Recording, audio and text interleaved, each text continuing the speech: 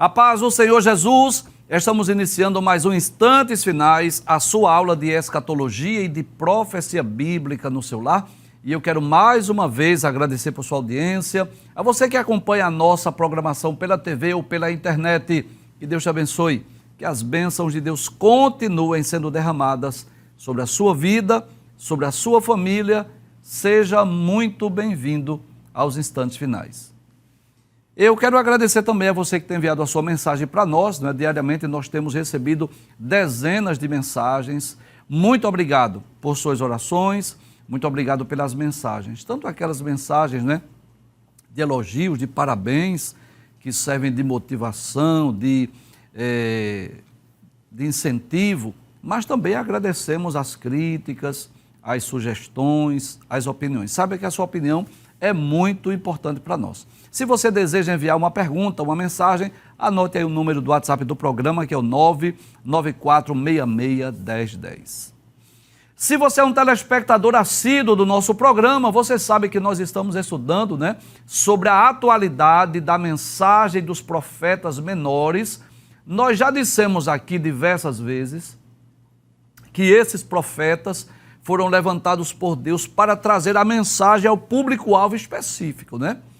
Alguns para o Reino do Norte, outros para o Reino do Sul, outros para os Edomitas, para os Ninivitas, enfim. Cada um deles tinha um público-alvo específico e nós estamos estudando essas profecias dentro do seu contexto, né? Levando em conta os seus destinatários originais. Agora, claro, que essa mensagem desses profetas foram preservadas, né? Porque elas também servem para nós.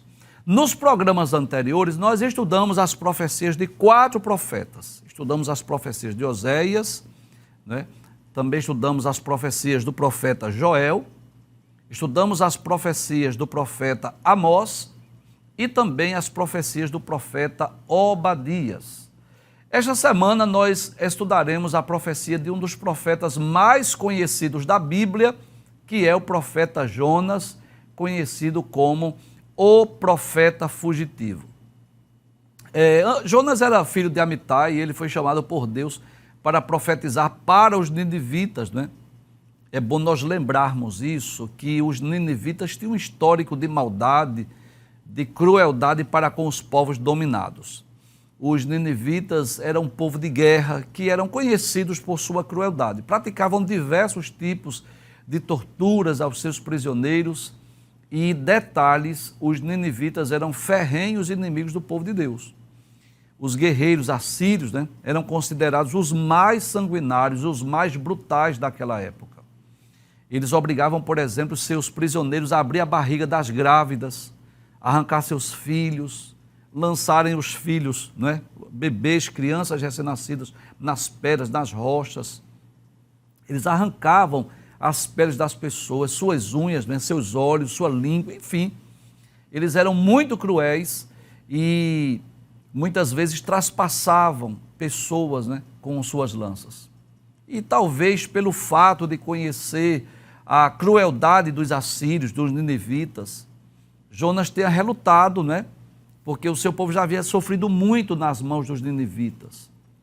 Mas é interessante que quando Deus mandou Jonas pregar aquela cidade, ele recusou-se a ir, mas não foi por medo da morte. Eu tenho ouvido muitas pessoas dizer que Jonas estava temendo ser morto. Não, não foi esse o principal motivo pelo qual Jonas tentou fugir, se esquivar daquela responsabilidade. Na verdade, era por ódio mesmo dos assírios, dos ninivitas. Jonas sabia que se ele se arrependesse, Deus iria perdoá-los. Eu posso dizer também que Jonas é um profeta bem diferente dos demais chamados profetas menores, porque ele é o único profeta que disse não a Deus, ou pelo menos tentou dizer não, tentou fugir. Ele recebeu um chamado missionário, né, da parte de Deus e fez o possível para fugir dessa vocação, porque ele conhecia a Deus, sabia que Deus é longânimo, é misericordioso, e sabia que se o povo se arrependesse dos seus pecados, Deus pouparia aquela nação. Jonas não queria que Deus poupasse, Jonas queria que Deus exercesse juízo, né? E nós podemos entender também que o tema principal desse livro é a infinita misericórdia de Deus e a sua soberania sobre todas as nações. Uma das principais lições que nós aprendemos com o livro de Jonas é que o Senhor está interessado em salvar todas as pessoas, independente da sua nacionalidade, independente de qual tribo pertence. Então nós vamos perceber na história desse profeta fugitivo, ou pelo menos da história desse profeta que tentou esquivar-se da sua responsabilidade, o grande amor de Deus que deseja salvar a todos os homens. Mas antes de nós estudarmos o texto bíblico em si, nós vamos trazer algumas informações importantes sobre o profeta Jonas e também sobre o seu livro. Bem, o significado do seu nome é pomba, não é? Ou pombo também pode ser traduzido assim. Seus pais, não é, colocaram esse nome em Jonas, possivelmente, né, porque esperava que ele fosse uma pessoa assim, pacífica, um pacificador, alguém que representa a paz. O tema do seu livro é a magnitude da misericórdia de Deus, a grandeza desse amor de Deus que deseja salvar todos os homens. Ele foi escrito por volta do ano 760 a.C. e os seus destinatários foi os ninivitas. E é bom lembrar que Nínive era a capital da Síria, o maior império da época, não é? A Síria era o grande império que dominava o mundo antes da Babilônia. Vamos ler sobre o tema da nossa aula de hoje. Hoje vamos falar sobre o chamado de Jonas e a sua fuga. E vamos à introdução da nossa aula. Nós dizemos assim que Jonas foi chamado por Deus para fazer algo que não estava em seu coração. E o que é que não estava no coração de Jonas? Pregar para os ninivitas. E por isso ele fugiu para escapar dessa tarefa. Mas Deus não desistiu de Jonas e proveu meios para levá-lo a cumprir a sua missão. Glória a Deus. Deus vem de uma forma miraculosa intervir naquela história. O livro de Jonas é considerado como o João 3:16 do Antigo Testamento e contém o relato do maior número de conversão registrado na Bíblia, onde os moradores da cidade de Nínive abandonaram seus caminhos iníquos e voltaram-se para Deus, conforme o capítulo 3, versículo 1 a 10, que vamos estudar no próximo programa. Esse livro contém de forma clara e evidente a mensagem da graça de Deus para salvar não apenas os judeus, mas também os gentios. E antes mesmo de nós estudarmos qualquer texto bíblico do livro de Jonas, eu já gostaria de extrair uma lição importante para cada um de nós. Essa é a verdade. Como já dissemos, os ninivitas eram maus, eram cruéis, eram sanguinários e eram inimigos do povo de Deus. Mas que coisa interessante. Deus manda Jonas pregar para os ninivitas com o desejo de salvá-los, com o desejo de que aquela geração, aquele povo se arrependesse dos seus pecados. E nós já podemos extrair algumas lições, né? Já falamos aqui desse grande amor de Deus, que deseja salvar a todos os homens, que deseja que todos sejam salvos, que venham ao conhecimento da verdade. Jesus não veio ao mundo para morrer por um grupo de eleitos, ou por um grupo de predestinados, ou por um grupo de pessoas exclusivas. Não, ele veio para morrer pelo mundo inteiro. Nós não cremos na expiação limitada, que Jesus morreu somente por um grupo de eleitos ou predestinados. Não, nós cremos na expiação ilimitada, esse desejo de Deus que todos sejam salvos. Se você tem aí papel e caneta, você pode anotar. Por exemplo, João capítulo 3, versículo 16, diz: porque Deus amou o mundo de tal maneira que deu seu Filho unigênito para que todo aquele que nele crê não pereça, mas tenha a vida eterna. Se você ler, por exemplo, Tito capítulo 2, versículo 11, diz que a graça de Deus se manifestou trazendo salvação a todos os homens. Primeira Epístola de João, capítulo 2, versículos 1 e 2, João diz assim: filhinhos, essas coisas eu vos escrevo para que não pequeis. Mas se alguém pecar, nós temos um advogado para com o Pai, Jesus Cristo, o justo, né? Ele é a propiciação pelos nossos pecados, e não apenas dos nossos, mas do mundo inteiro. Lá no Areópago, em Atenas, capítulo 17, versículo 30 do livro dos Atos, Paulo diz assim: mas Deus, não tendo em conta os tempos da ignorância, anuncia agora, em todo lugar e a todos os homens que se arrependam. Então veja que a mensagem do Evangelho é uma mensagem universal. 2 de Pedro, capítulo 3, versículo 9, Pedro diz assim, que Deus não retarda a sua promessa, ainda que alguns a tenham por tardia, mas ele é longânimo para convosco, não querendo que alguns se percam, senão que todos venham a arrepender-se. 1 de Timóteo, capítulo 2, versículo 3 e 4, Paulo diz assim: porque isto é bom e agradável diante de Deus, que quer que todos os homens sejam salvos e venham ao conhecimento da verdade. Então eu posso dizer que este é o amor de Deus, né? Sabe aquela pessoa que às vezes está lá atrás das grades, às vezes é um assassino, um estuprador, não é? Enfim, uma pessoa que fez muitas coisas terríveis, mas a mensagem do Evangelho é essa. Se essa pessoa crer em Cristo, se essa pessoa se arrepender dos seus pecados, se essa pessoa se converter dos seus maus caminhos, ela poderá ser salva. Eu já tive a oportunidade de ir em alguns presídios, né? Eu sei que o mundo não aceita isso, eu sei que muita gente não entende, eu sei que muita gente questiona, muita gente até zomba, critica e ridiculariza disso. Muita gente diz assim: mas rapaz, matou, roubou, pintou 7 e agora é salvo. Pois é isso que diz a Bíblia Sagrada. E a história de Jonas mostra isso. E eu diria que até o tempo que estamos vivendo é um tempo oportuno para fazermos aqui as comparações, né? Há quase 30 dias que o mundo foi abalado com essa invasão do grupo terrorista Hamas à nação de Israel.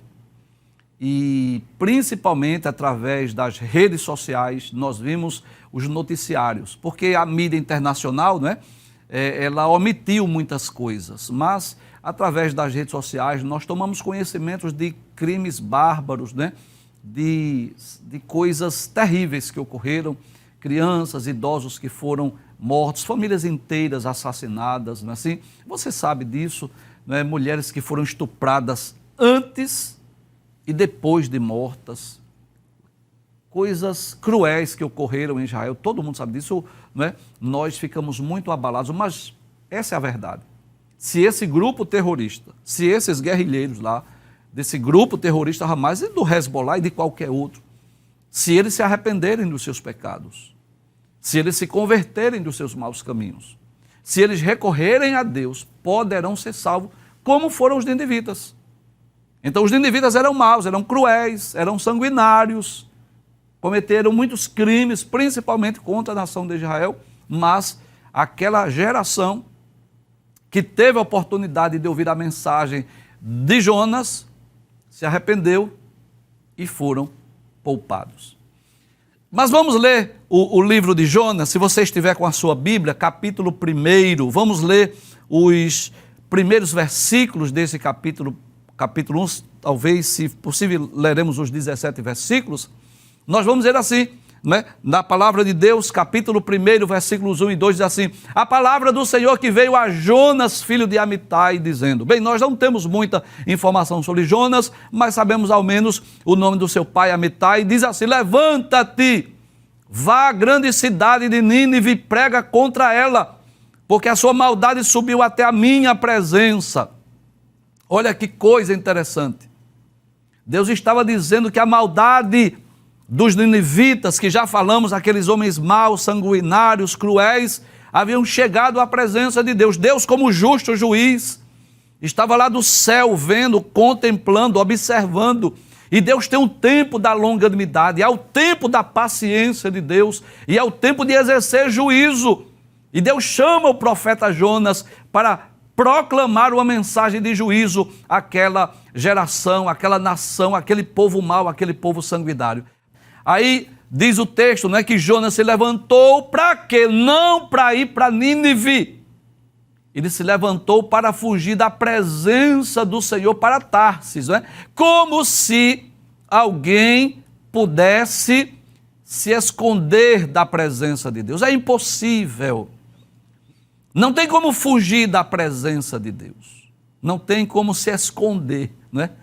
Lembra do Salmo 139, versos 7 a 10?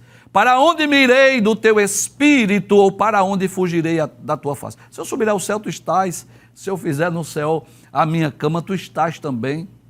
A luz e as trevas para ti são a mesma coisa.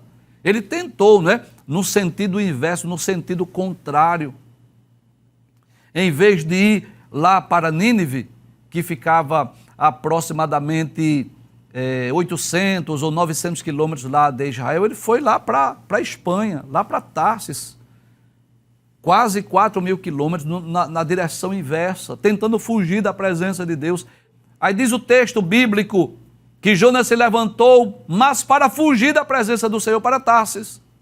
Para onde ele foi? Foi para Jope, encontrou um navio que ia para Tarsis, pagou a passagem, embarcou no navio, para ir com eles para Tarsis, para longe da presença do Senhor. Como que ele diz assim, eu não vou, eu não quero ser profeta para profetizar para os ninivitas, eu não quero levar a mensagem de Deus a essa nação. E aí ele vai no sentido inverso, né? No sentido contrário, como que tentando fugir, tentando escapar da presença do Senhor. Pode passar a tela.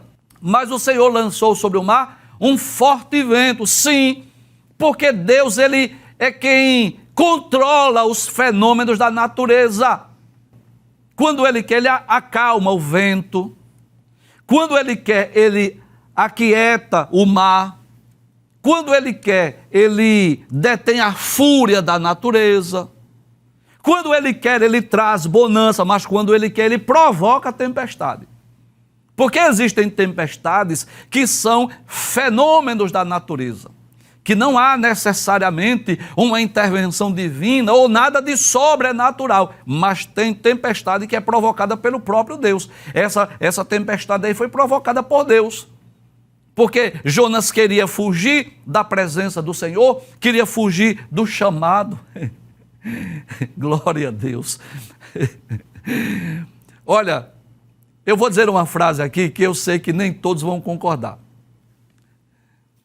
Eu sei que o que eu vou dizer, nem todos vão concordar, alguns vão discordar disso, mas fazer o quê? Deus não abre mão do livre-arbítrio, não é assim? Deus deu ao homem o livre-arbítrio, o direito de escolha. O homem é livre para fazer as suas escolhas, tomar as suas decisões. Deus deu ao homem e aos anjos. Mas no que diz respeito à obra, a chamado específico, no que diz respeito a trabalho, a serviço, nem sempre Deus respeita o livre-arbítrio humano. E a Bíblia mostra isso. Você pode até discordar de mim, mas eu vou citar aqui vários exemplos bíblicos. Moisés queria ir falar com o faraó? Não. Mesmo tendo aquela visão lá da sarça que não se consumia. Moisés quis se esquivar, se excusar, disse que não era um homem eloquente. Quem sou eu para ir a faraó? É assim? Aí eu pergunto, Deus aceitou as escusas de Moisés? Não. Deus mandou Moisés? Sim. Ele foi? Foi. Gideão queria ir?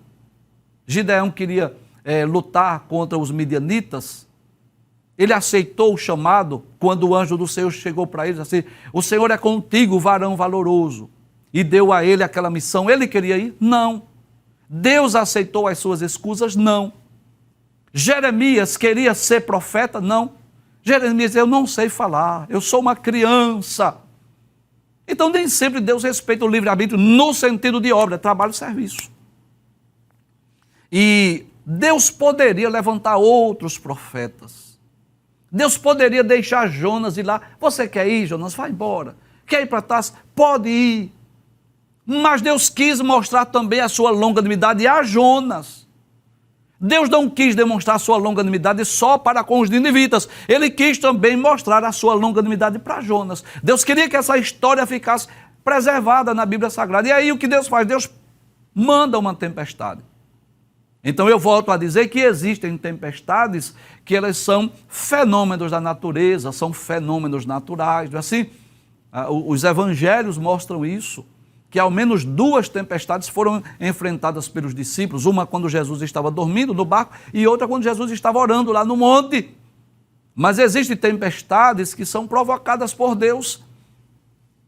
O Senhor lançou sobre o mar um vento forte e levantou-se uma tempestade tão violenta que parecia que o navio estava a ponto de se despedaçar, não é? Acredito que os marinheiros pensaram consigo, nós vamos perecer, esse navio vai quebrar aqui, essa embarcação vai perecer aqui nessa tempestade. Então os marinheiros ficaram com medo e clamavam cada um ao seu Deus. Observe aí, Deus com D minúsculo, ou seja, aqueles marinheiros ali, eles eram politeístas, eles eram pagãos, cada um tinha o seu Deus, cada um começaram a clamar ao seu Deus.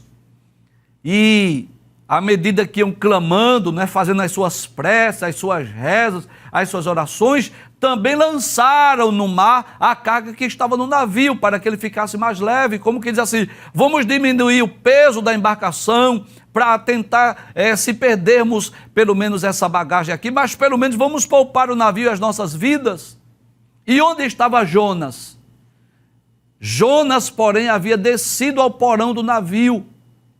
Ali havia se deitado e dormia profundamente. Olha que coisa interessante. Em meio à tempestade, o navio prestes a perecer, cada marinheiro clamando ao seu Deus, jogando para fora da embarcação os seus pertences, tirando o peso do navio, um momento de desespero, e Jonas estava fazendo o quê? Dormindo.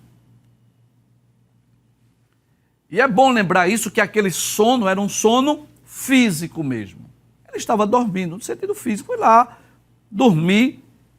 Mas eu posso extrair aqui uma lição, né? Que o mundo está vivendo um momento assim muito conturbado. Como que o mundo estivesse dentro de um barco, dentro de uma embarcação, com uma grande tempestade, uma grande fúria, né? Você sabe disso. Os fenômenos da natureza aí é seca, enchente, é vulcão, tufão, terremoto, maremoto, guerra, fome, assim, aumento da iniquidade, esfriamento do amor, enfim, o mundo está vivendo esse momento conturbado, e essa é a verdade. Tem muito cristão, permita dizer isso, mas está igual a Jonas, dormindo. Muitos cristãos que não atentaram ainda para a verdade das Escrituras, para a brevidade da vinda de Cristo. Quantos cristãos que estão assim, como Jonas, dormindo lá no porão? Pessoas que são ociosas, cristãos que não estão trabalhando em prol do reino, não estão trabalhando em prol do evangelho, não estão trabalhando em prol da causa do mestre. Então, Jonas não só tentou fugir da presença do Senhor, mas em meio à tempestade, ele estava fazendo o quê? Ele estava dormindo. E aí nós extraímos uma lição para os nossos dias, né? Pessoas que também estão dormindo. Eu estou falando de dormir no sentido espiritual. São pessoas que não pregam o evangelho, não ensinam a palavra de Deus, não adoram, não dizima, não oferta, fazem nada para o reino de Deus, absolutamente nada. As coisas acontecendo, as profecias acontecendo, se cumprindo no mundo, o mundo vivendo um momento de caos, de desespero. E ao menos era para essas pessoas estar orando, intercedendo, evangelizando, fazendo algo em prol do reino de Deus, mas estão dormindo. E o que é que acontece? Jonas, porém, havia descido ao porão do navio, ali havia se deitado e dormia profundamente. O capitão do navio se aproximou de Jonas e lhe disse assim, ficou surpreso, né? Ficou admirado com aquela atitude e perguntou assim, o que é que está acontecendo com você? Agarrado no sono aí, dormindo, em plena tempestade, levante-se, faça alguma coisa. Invoque o seu Deus, talvez assim esse Deus se lembre de nós, para que não pereçamos. Como quem diz assim, você era para, no mínimo, estar orando. No mínimo, você deveria estar aí clamando ao seu Deus. Glória a Deus, né? Quantas pessoas dormindo em nossos dias, quando deveriam estar clamando, deveriam estar orando, deveriam estar buscando a presença de Deus, mas estão como Jonas. Os marinheiros diziam uns aos outros, vamos lançar sorte, não é? Olha, essa tempestade aqui, ela não é comum não, tem algo estranho aqui. Vamos lançar sorte para descobrir quem é o culpado desse mal que caiu sobre nós. Tem alguém aqui na embarcação que é o culpado dessa tempestade. E aí eles lançaram sortes, a Bíblia não traz detalhes como era esse lançar sorte, mas de alguma forma a sorte caiu sobre Jonas. Diz, pronto, já descobrimos quem é o culpado. Esse homem que está dormindo aqui no porão, ele é o culpado dessa tempestade. Isso não é coisa comum, não. Essa tempestade não é um fenômeno da natureza, não. Foi Deus. Foi Deus que mandou. Vamos lançar sorte. Pronto, o homem é esse aí. Então lhes disseram, agora nos diga, quem é o culpado por esse mal que nos aconteceu? É como se eles tivessem lançado sortes, mas queria ouvir a declaração do próprio Jonas. Qual é a sua ocupação? Me diga, você trabalha com o quê? Você está vindo de onde? Qual é a sua terra e de que povo você é? E eu posso dizer que essas perguntas foram oportunidades para que Jonas testificasse da grandeza de Deus, do poder de Deus.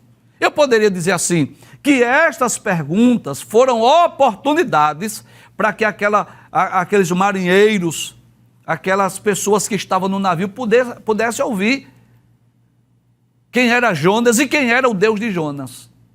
E aí, pressionado pelas perguntas, né? Qual é a sua ocupação? De onde você veio? Qual é a sua terra? De que povo é você? Aí Jonas responde. E o que é que Jonas responde? Ele diz assim, eu sou hebreu. Como quem diz assim? Eu sou da linhagem de Abraão, Isaque e Jacó.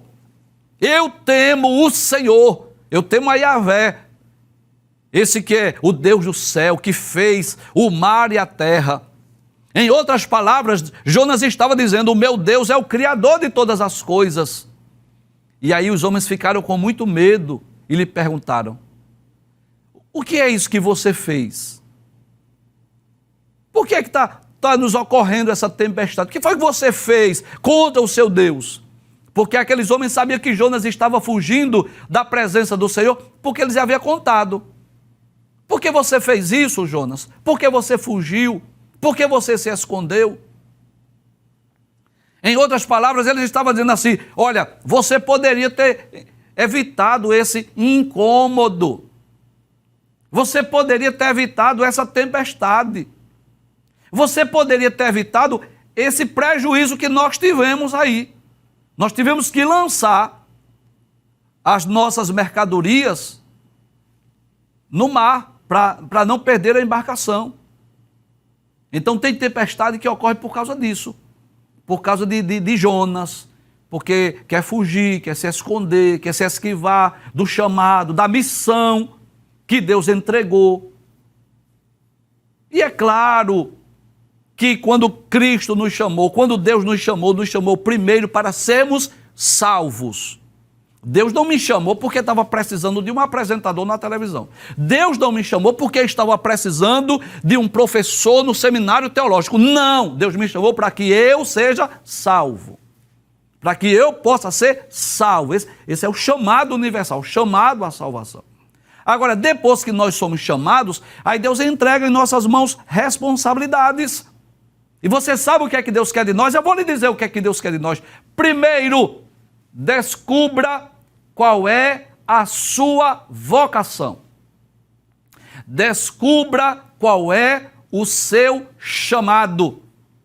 E depois que você descobrir qual é a sua vocação, qual é o seu chamado, dê o melhor de si. Se você se sente incapaz, glória a Deus por isso. Se você se sente que não tem capacidade, bendito seja o nome do Senhor, porque é perigoso quando a pessoa se sente grande, quando a pessoa se sente capaz, aí Deus deixa ele fazer sozinho. Mas quando a gente se sente incapaz, a gente vai orar: Senhor, me ajuda, me capacita, me dê sabedoria, me ensine, me oriente. E Deus vai mostrando, Deus vai ensinando. Mas não adianta fugir do chamado, não adianta fugir da vocação, porque a tempestade vem. Deus ainda hoje manda tempestade. É claro que eu estou falando no sentido figurado, né? Deus às vezes traça caminhos e aquela porta larga vai se estreitando, aquele caminho espaçoso vai ficando bem estreitinho, até o crente dizer: sim, Senhor, eu aceito o teu chamado, eu não vou me esquivar do chamado. Então não faça feito Jonas não, porque senão vai sofrer você e muita gente que estiver ao seu redor. Porque não foi só Jonas que sofreu não. Aqueles tripulantes, aqueles marinheiros, aquelas pessoas que estavam naquele navio, todo mundo sofreu por causa de Jonas. Tem famílias assim, está sofrendo a família inteira por causa de Jonas. Aí diz assim, os homens ficaram com muito medo, perguntaram: o que é que você fez? O que é isso que você fez? Aqueles homens sabiam que Jonas estava fugindo da presença do Senhor. Então lhe perguntaram: agora me diga o que é que vamos fazer com você, para que o mar se acalme. Glória a Deus. Porque o mar ia se tornando cada vez mais tempestuoso. Deus ia aumentando a intensidade da tempestade. Agora, Jonas, você é quem vai dizer o que é que a gente faz com você. E Jonas foi corajoso. Jonas disse na íntegra o que devia fazer. Passa a tela. Então, Jonas respondeu: peguem-me e me lancem no mar. Então o mar ficará calmo. Ele foi corajoso. Pode me lançar no mar. Olha, se vocês me lançarem no mar, o mar vai ficar calmo. Porque eu sei que por minha causa essa grande tempestade caiu sobre você. Deus traçou caminhos para mostrar a Jonas que ele era o culpado, que ele era o responsável por aquela tempestade. Mas ele foi corajoso, reconheceu o seu erro, reconheceu que estava fugindo. Se me lançar no mar, vai haver bonança, a tempestade vai passar, o mar vai ficar calmo. Passa a tela, por favor. Em vez disso, os homens remavam, né? Como que diz assim: não vamos lançar não. Esse homem, ele serve ao Deus do céu, o Criador, não vamos lançar não. E começaram a se esforçar: vamos remar mais forte, mais rápido, vamos remar, vamos tentar alcançar a terra, mas não podia. Glória a Deus, porque enquanto Jonas está no barco, não tem bonança. Glória a Deus. Deus tem um encontro com Jonas lá no fundo do mar, mas não podiam, porque o mar ia se tornando cada vez mais tempestuoso, né? Contra eles. Glória a Deus. Como quem diz assim: enquanto Jonas estiver no barco, a tempestade continua, e Deus ia aumentando a intensidade do vento, a força do mar, de forma que eles não tiveram outra alternativa. Disseram assim: ou a gente lança ele, ou então vai perecer todo mundo aqui. Então clamaram ao Senhor e disseram: ah, Senhor, rogamos-te que não nos deixe perecer por causa da vida desse homem. Não deixa a gente perecer não. E não faças cair sobre nós este sangue inocente, porque tu, Senhor, fizeste o que foi do teu agrado. Glória a Deus. Glória a Deus. Observe que coisa interessante. Aqueles homens tiveram uma experiência com o Deus do céu.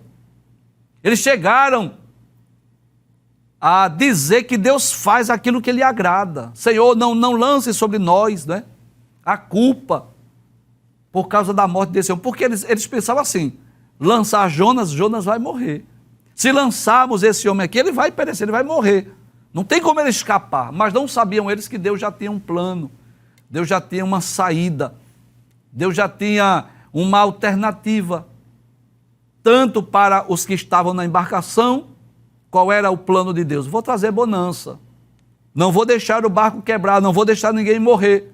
E para Jonas, que seria lançado no mar, Deus também já tinha preparado um grande peixe, né, para poder engolir. Pode passar a tela. Em seguida, os marinheiros pegaram Jonas e o lançaram no mar. E a fúria do mar se acalmou. Foi Jonas sair, foi Jonas ser lançado e houve bonança. Então esses homens temeram muito o Senhor. Olha que bênção, não é? Glória a Deus. ofereceram sacrifícios ao Senhor e fizeram votos. Glória a Deus. Jonas, mesmo fugitivo, mas influenciou aqueles homens que estavam naquela embarcação. Eles tiveram uma experiência com Deus. E ali eles ofereceram sacrifícios ao Senhor, eles fizeram votos, eles tiveram uma experiência com o Deus Criador de todas as coisas. E aí o Senhor ordenou que um grande peixe engolisse Jonas, e Jonas esteve 3 dias e 3 noites no ventre do peixe. Então, Deus trabalhou na vida dos marinheiros, dando-lhes a oportunidade de conhecê-lo. Por que é isso? A maioria de nós conhecemos a Deus em meio à tempestade. Essa é a verdade. É claro que muitas pessoas tiveram um encontro com Deus na melhor fase da sua vida, no momento de alegria, no momento de festejo, é claro, mas a maioria de nós tivemos um encontro com Deus, tivemos experiência com Deus, exatamente no momento turbulento, no momento da tempestade, no momento do medo, do pavor, da agonia, do desespero, quando parece que tudo vai ter fim, quando parece que tudo vai quebrar, quando parece que a gente vai morrer, quando parece que não tem jeito, não tem solução, é aí que Deus aparece, é aí que Deus se manifesta, é aí que nós temos experiência com Ele, não é assim?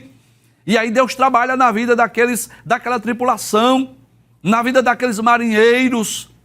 Deus faz com que haja bonança. E o melhor de tudo é que eles tiveram experiência, eles conheceram o Deus dos hebreus, o Deus de Jonas. Eles fizeram votos, eles ofereceram sacrifícios. E quem sabe pensaram consigo, quanto a esse homem, ele vai morrer, não tem como escapar numa tempestade dessa. Nós, dentro do barco, estamos prestes a perecer. Imagina alguém que está fora do barco. Mas Deus tem seus caminhos da tormenta, como diz o profeta Naum. E em meio àquela tormenta, em meio àquela tempestade, e em meio àquele homem que é lançado ao mar, Deus já tinha provido, né, um meio de transporte, que eu diria assim, um tanto estranho, para que Jonas pudesse cumprir o seu chamado, cumprir a sua missão. E a grande mensagem que fica para nós é esta: não vale a pena tentar fugir, tentar se esquivar da missão, da responsabilidade que Deus nos deu.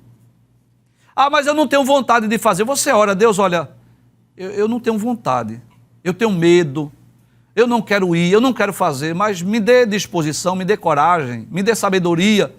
E o Deus que fez o chamado, Ele dá amor pela obra, Ele capacita, Ele tira o medo, Ele dá ousadia, Ele dá intrepidez, Ele dá confiança, Ele dá capacidade. Deus chama pessoas que não são capacitadas, mas Ele dá capacidade. Jeremias não era capacitado para ser profeta, ele disse, eu sou uma criança. Mas Deus disse, o que eu mandar você dizer, você vai dizer. Gideão disse assim, eu sou o menor da minha casa, o meu milheiro é o menor de Manassés. Aí Deus disse assim, mas é você que eu quero, é você que vai lutar contra os midianitas. Moisés disse assim, quem sou eu para falar com o faraó? E Deus dá a condição. Então é assim que Deus trabalha. Ser chamado por Deus para trabalhar na sua obra é um privilégio. É claro que nós, seres humanos, nós ficamos receosos muitas vezes, nós temos medo, ou às vezes a gente não quer. Essa é a verdade, como Jonas, eu não quero ir, Senhor, eu não quero fazer, mas não vale a pena. Não vale a pena tentar fugir da presença, não tem como. Glória a Deus. Deus ainda tem tempestade, Deus ainda tem os peixes para engolir. Então, e a história de Jonas vai mostrar isso. Ele acabou indo. Ele foi ou não foi? Foi. Conseguiu fugir da presença de Deus? Não, porque não tem como fugir da presença de Deus. Então, a melhor coisa que nós podemos fazer é, diante do chamado, ainda que eu não tenha desejo, ainda que eu não tenha interesse, aí eu vou orar nesse sentido. Senhor, me dê desejo, me dê interesse, me dê motivação, me dê coragem, me dê ousadia, me dê amor, me dê desejo de fazer essa obra. Porque nem tudo que Deus manda a gente fazer, a gente tem vontade de fazer, não. Às vezes a gente está como Jonas. que a gente não quer ir, não estou com vontade de ir, Senhor. Mas a saída não é fugir, a saída não é se esconder, a saída não é se esquivar, a saída é dizer assim: Senhor, me dê condições, me dê amor, me dê desejo, me dê coragem, me dê força, me dê ânimo, me dê ousadia para eu cumprir a missão que tu me entregaste. Deus continua chamando pessoas para a obra. E quando o homem rejeita ou tenta se esquivar, Deus continua mandando tempestades para que o homem possa cumprir a missão que Deus lhe entregou.